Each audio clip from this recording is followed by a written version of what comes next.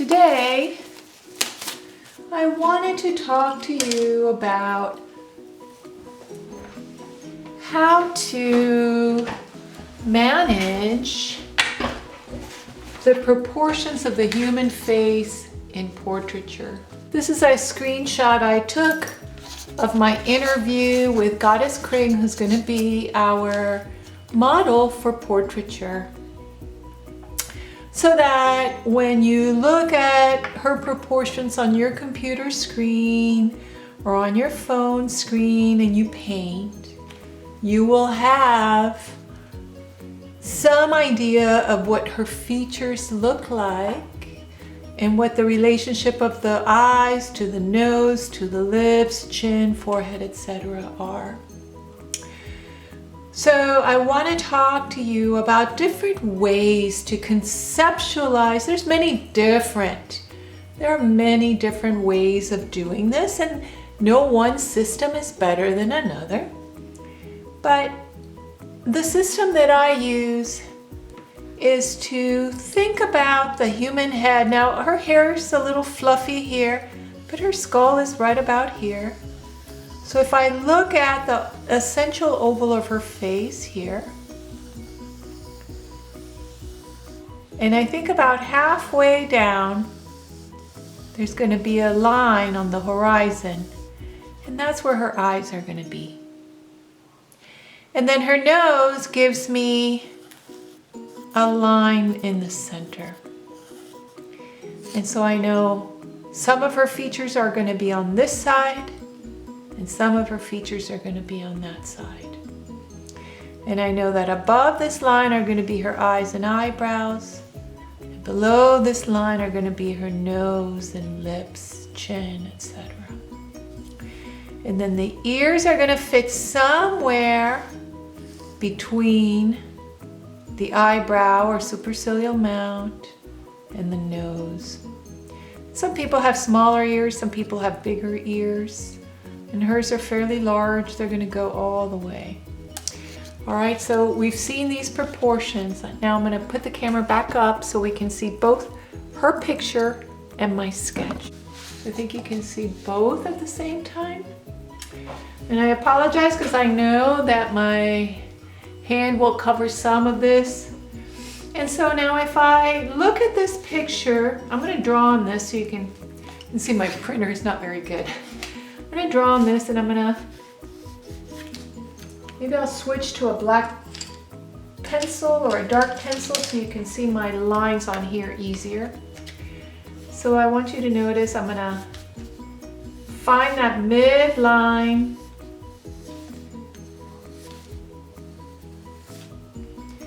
And I know from about here, because the rest is hair, from about here to here. And I want you to notice that halfway line. So if her head is here, her head is tilting a little bit, her head is tilting a little bit, and so that halfway line also will tilt a little bit. And so I want to do the same thing here.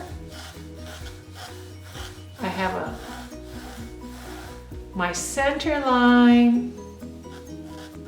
And I notice her head tilts a little bit, so the center line of her eyes will tilt a little bit. Top of her head will tilt a little bit, and then her hair goes a little bit above it. And then her chin is here, and that should be about the same. So I can use my fingers to measure. I can also use the side of a pencil or of a ruler to measure and make sure that my middle line is about the same length on each.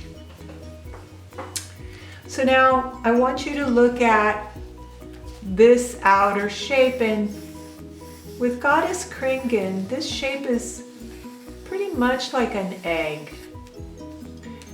So her hairline from the top of there to down here, so her face is kind of like an egg in here. I'm going to draw an oval, and I know her features will be in here somewhere. Notice that her face, if I do a line at the edge of her face here and at the edge of her face here, so that I continue my line. And I see this box here. And I notice that it's not a square box, it's a rectangle, right? It is taller than it is wide. And that's gonna be the biggest challenge for anybody who's beginning, is to make sure that they have a face that is longer than it is wide, or we end up with a lot of like basketball heads.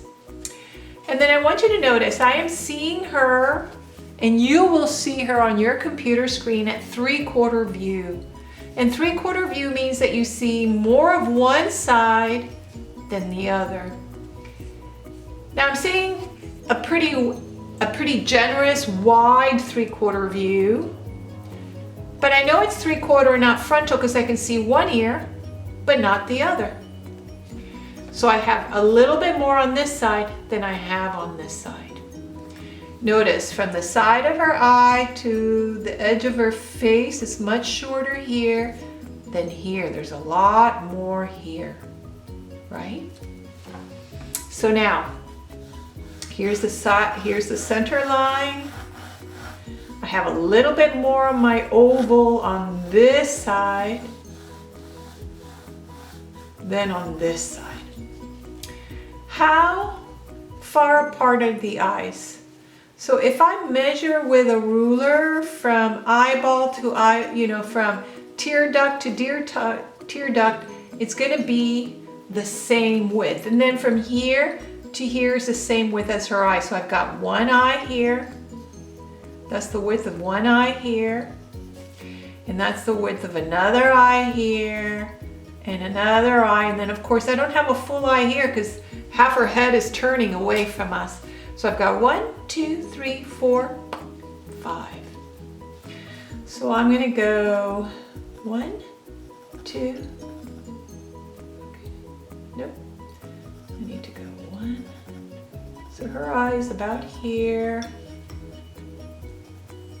2. There. All right, so I know that her eye is going to be about this width more or less, and it's going to sit above, so it's going to sit in here somewhere, and this one is going to sit in here somewhere. And then so that's not a full eye, I'm just kind of placing, so I'm thinking of like a placemat, right? And then her eyebrow will fit above here. Notice that there's a fair amount of space between her eyelid and her eyebrow on one side and then on the other side. And now I'm going to go from this line to the bottom. So from this line, so from the bottom of the eye to the bottom of that chin. And I'm going to find the center line. And here's my center. And I'm going to say less than half. Now I'm going to find thirds, and here's my thirds right here. So I'm going to say less than half, more than a third. Less than half, more than a third. From the eyes to the bottom of the chin is going to be where my nose is. So let's see. So here's my halfway line is here. And then my thirds are here. So her nose, she's got a longer European nose. Her nose is longer than a third, but shorter than a half. So her nose is going to fit in here somewhere. And to me, it looks like it fits around here. So this is where the nose is going to be. How wide is that nose? Let's see. So the nose can be anywhere from tear duct to tear duct all the way to iris. So some of it has to do with your race. And your age. Your nose gets bigger as you get older. And then also your race. So some people have narrower noses, some people have wider noses. But your nose is going to be anywhere from the tear duct, so from here to here. And for her nose, it's a little bit past the tear duct, so it's going to be somewhere in here. There's her nose, is going to be in here. So that's less than halfway down from the eye to the chin, but more than a third way down. And then I'm gonna look at her nose, and I'm gonna think of a nose as like parentheses, parentheses, cap, cap. All right, so I'm gonna go parentheses, parentheses. On this side of the nose, I have a very small cap. And on this side of the nose, my cap is longer. And then on this side of the nose, I have a C on her, right? And then this moves up, and then here comes that eyebrow. And here comes this eyebrow here, and it kind of connects. All right, now, let's find, so we know less than half, more than a third is the nose. Now let's find from the bottom of the nose. So from the bottom of the nose here to the bottom of the chin, I find my halfway line, and it's about here. And we're gonna use the same equation, less than half, more than a third. Sorry, my math here, more than a third. So from here to here, my halfway line is here, and my thirds are here. And I know that the line between her upper lip and lower lip is less than this, but more than that. And I can see that that line between her upper and lower lip is again just shy of that halfway line, so it's about here.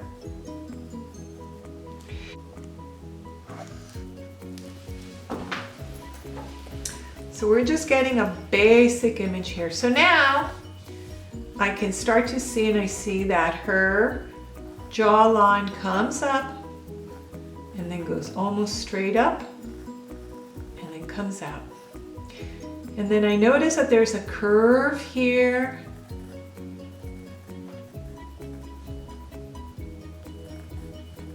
And then I have to look at her hairline, because that hairline is going to tell me a lot about what she looks like. She's not an egg after all.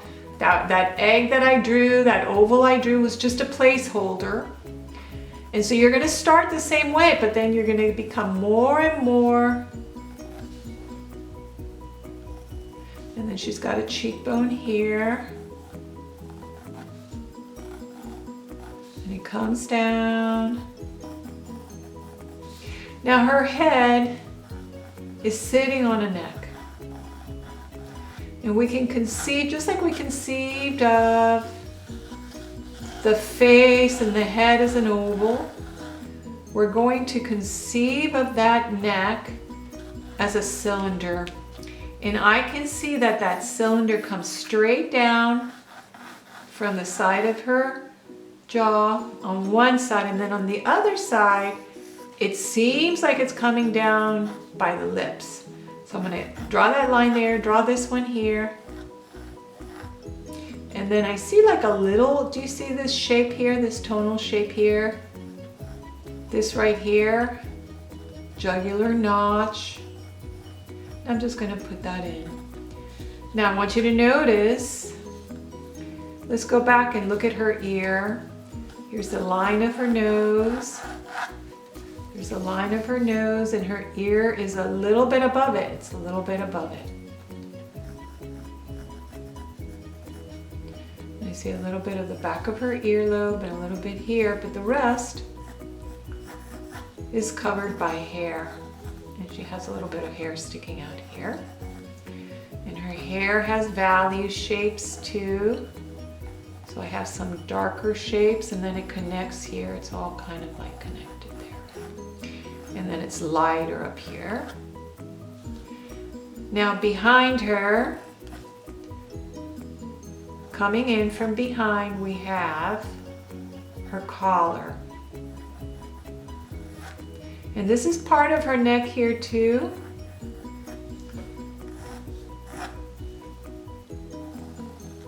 And this is coming down.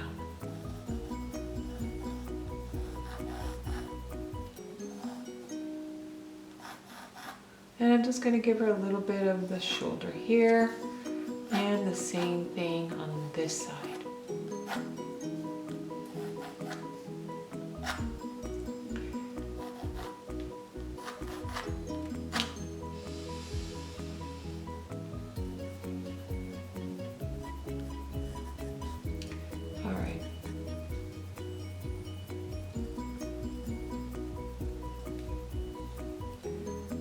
Goddess Kring.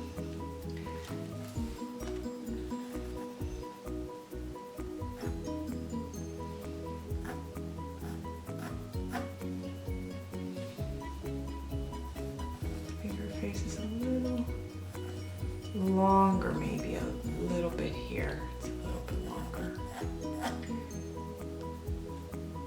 And this comes down a little bit more. Okay. So this is like a general sketch of how you can begin her portrait. So she's going to sit for us for 6 hours. 3 hours the first session and 3 hours the second session. So you can count on doing your sketch for an hour or two. Don't rush it. Take your time. And then you're going to mix flesh tones. And now every time you mix your flesh tones, they're going to be a little different. And that's fine. Our own flesh tones are different depending on the lighting and the time of day and what we're wearing.